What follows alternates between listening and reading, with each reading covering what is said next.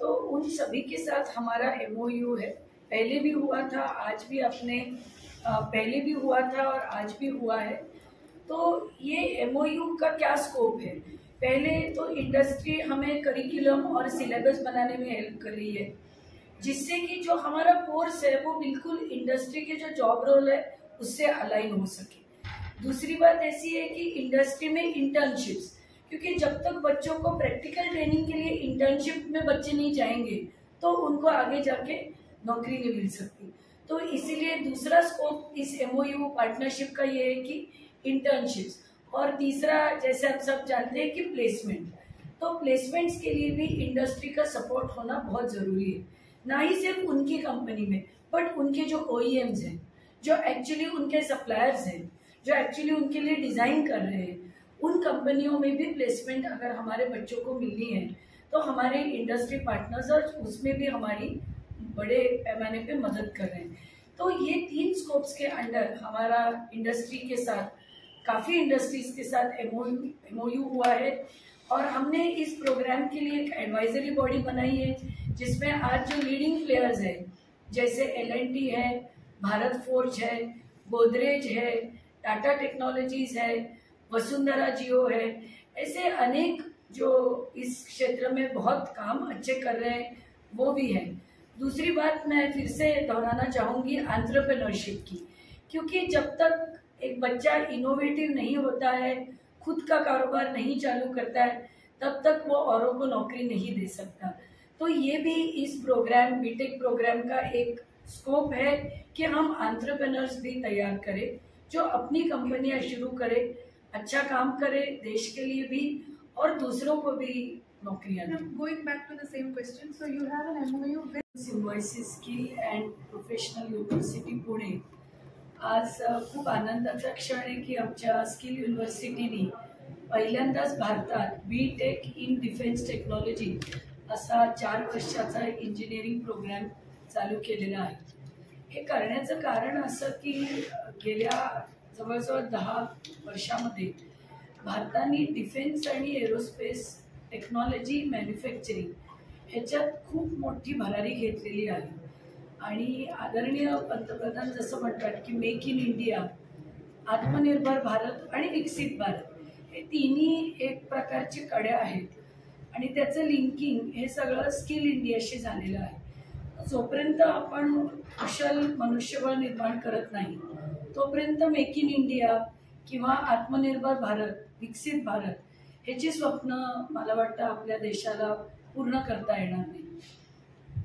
कौशल्यपूर्ण व्यक्तिमत्व बनवण्याकरता अनेक सेक्टर्स आहेत, परंतु ह्या अनेक सेक्टर्सपैकी आपल्या देशाच्या सुरक्षिततेकरता, विशेषतः नॅशनल सिक्युरिटी करता अतिशय महत्त्वाचं असं डिफेन्स आणि एरोस्पेस टेक्नॉलॉजीचं सेक्टर आहे. इतके वर्ष आपल्या सर्वांचाच असा गैरसमज होता की फक्त पब्लिक ऑर्गनायझेशन्स, मग DRDO असतील किंवा इतर असतील, याच संस्था फक्त स्किल्ड वर्कफोर्स निर्माण करतात. परंतु गेल्या 10 वर्षात भारत सरकारने डिफेन्स मॅन्युफॅक्चरिंगमध्ये प्रायव्हेट इंडस्ट्रीज, मोठ्या मोठ्या कंपन्यांना खूप प्रोत्साहन दिलेलं आहे. त्याच्यामुळे तुम्हाला सगळ्यांना सांगायला आनंद वाटतो की पुण्यासारख्या शहरात देखील हजारो अशा कंपन्या आहेत ज्या डिफेन्स मॅन्युफॅक्चरिंगमध्ये मोठं काम करत आहेत.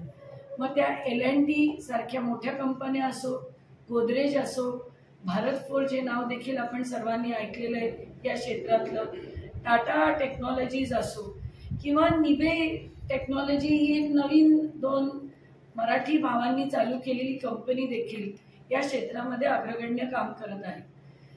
दुसरा एक महत्त्वाचा मुद्दा असतो की प्रत्येक मोठ्या कंपनीच्या मागे 100हून जास्ती छोटे छोटे सप्लायर्स किंवा ज्याला OEMs असं असतात.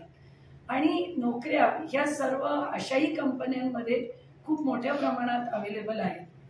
जनरल अँटिसिपेशन असं आहे की लक्षावधी नोकऱ्या आज या डिफेन्स टेक्नॉलॉजी आणि मॅन्युफॅक्चरिंगच्या क्षेत्रात आपल्या तरुण तरुणींना अवेलेबल आहे. दुसरं असं एक सांगायला आनंद होतो की हा सगळा टेक्नॉलॉजीचा सेक्टर आहे, ज्याच्यामध्ये आर्टिफिशियल इंटेलिजन्स असेल, सायबर सिक्युरिटी असेल, कम्प्युटर सायन्स आणि इन्फॉर्मेशन टेक्नॉलॉजी असेल, अशा सगळ्या घटकांचा याच्यामध्ये समावेश आहे. आणि त्यामुळे या अशा प्रकारच्या नोकऱ्या नुसत्या मुलांना नाही तर मुलींना देखील मोठ्या प्रमाणात मिळू शकतात. तर त्यामुळे मला असं वाटतं की ह्या क्षेत्रामध्ये मुलांबरोबर मुलींनी देखील मोठ्या प्रमाणात जॉईन करावे असे प्रोग्रॅम्स, आणि त्यांना प्रायव्हेट इंडस्ट्रीमध्ये तसेच पब्लिक सेक्टर अंडरटेकिंगमध्ये देखील खूप साऱ्या जॉब ऑपॉर्च्युनिटीज आहेत. आज आपण ऐकलं की अनेक इंडस्ट्रीचे प्रतिनिधी इथे होते, त्यांनी आपले विचार आपल्या सगळ्यांसमोर मांडले. त्याच्यातला एक महत्त्वाचा मुद्दा देशमुख साहेबांनी मांडला तो असा की नोकऱ्या अनेक जण अप्लाय करतात, परंतु तुम्ही स्वतःचेही उद्योगधंदे याच्यामध्ये सुरू करू शकता. आणि त्यांची कंपनी 35 वर्षापूर्वी चालू झालेली होती आणि आता करोडो रुपयाचं त्यांचं उत्पन्न आहे. तर जॉब सीकर पासून जॉब गिव्हर म्हणजे एंटरप्रेन्योर्स, स्टार्टअप असे देखील आपल्या मुलामुलींना या क्षेत्रामध्ये खूप ऑपॉर्च्युनिटीज आहेत. मॅम, जसं की तुम्ही भारतातलं सांगितलं, वर्ल्ड वाईड पण आपण हा मनुष्यबळ पुरवू शकू का ह्या कोर्सच्या माध्यमातून? काय त्याची गरज आहे आणि त्याबद्दल सांगा. प्रश्नच नाही. जेव्हा 40-50 वर्षापूर्वी IT च्या सेक्टरनी बूम घेतली तेव्हा आपण पाहिलं की भारतातल्या IT चे एक्सपर्ट हे परदेशात जाऊन त्यांची कामं करत होते. स्लोली त्याचं रूपांतर असं झालं की भारतामध्ये अनेक मोठ्या IT कंपन्यांची बॅक ऑफिस यायला लागली आणि आता Bharat has become a big back office of information technology.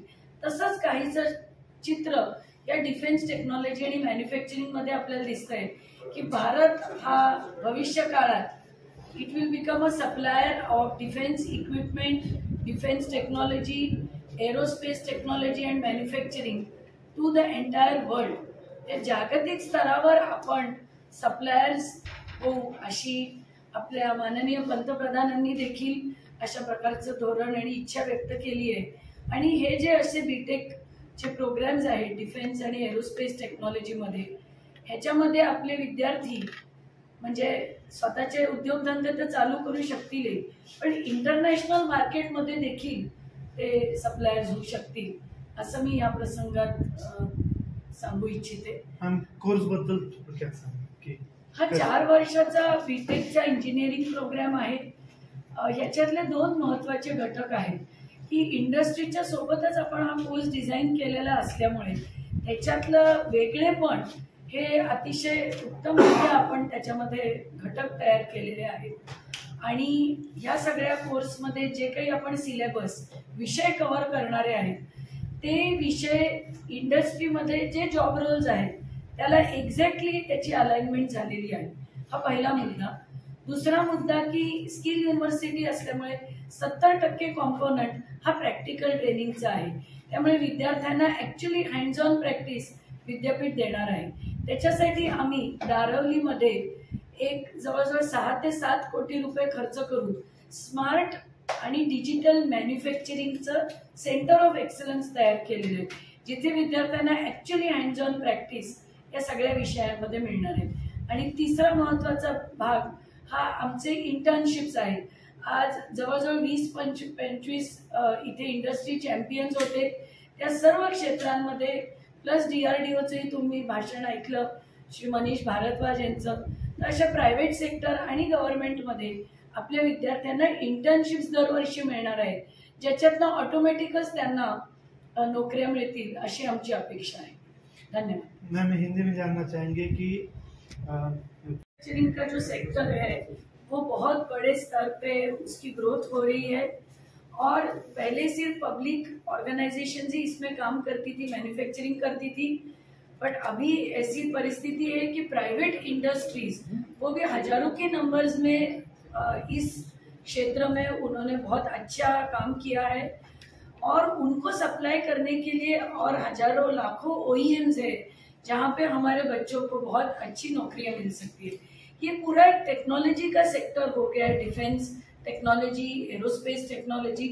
इसीलिए इस क्षेत्र में महिलाओं को भी बहुत अच्छी नौकरियां मिल सकती है. इसीलिए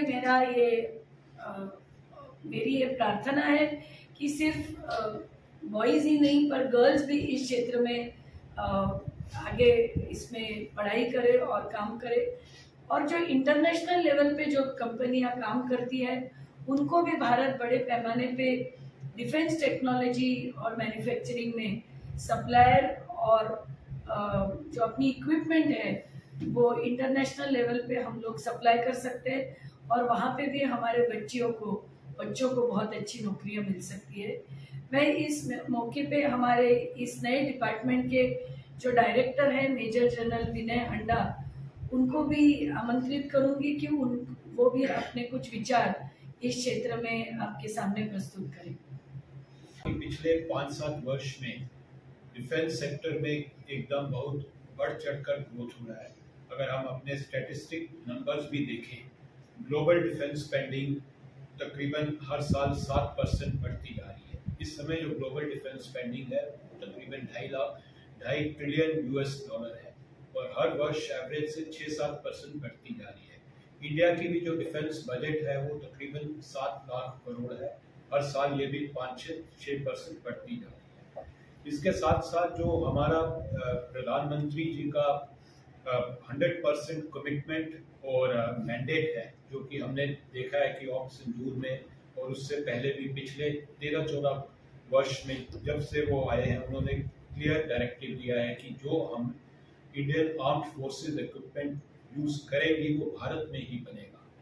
अगर हमारे गवर्नमेंट का डायरेक्टिव है कि 75% हमारी बजट इंडिजिनस सप्लायर्स को जाएगी, तो ये एक बहुत क्लियर मैसेज है कि जो भारतीय सैनिक इस्तेमाल करेगा वो भारत में ही बनेगा और भारत का ही इंजीनियर साइंटिस्ट बनाएगा.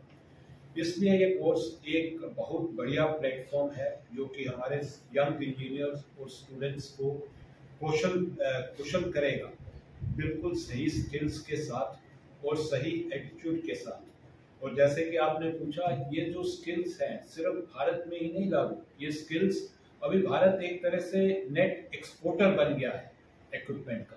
पहले अगर हम देखें कि तकरीबन 70% हम लोग इंपोर्ट करते थे, अब हम तकरीबन हमने 100 कंट्रीज, जहाँ तक कि countries like US, Israel, UK, उनको भी हम अपनी टेक्नोलॉजी इंपोर्ट कर रहे हैं. तो जो हम स्किल्स सिखाएंगे अपने स्टूडेंट्स को, वो स्किल्स ग्लोबल कैपेबिलिटी भी देंगे. ये नहीं कि सिर्फ भारतीय कंपनी के लिए ही है.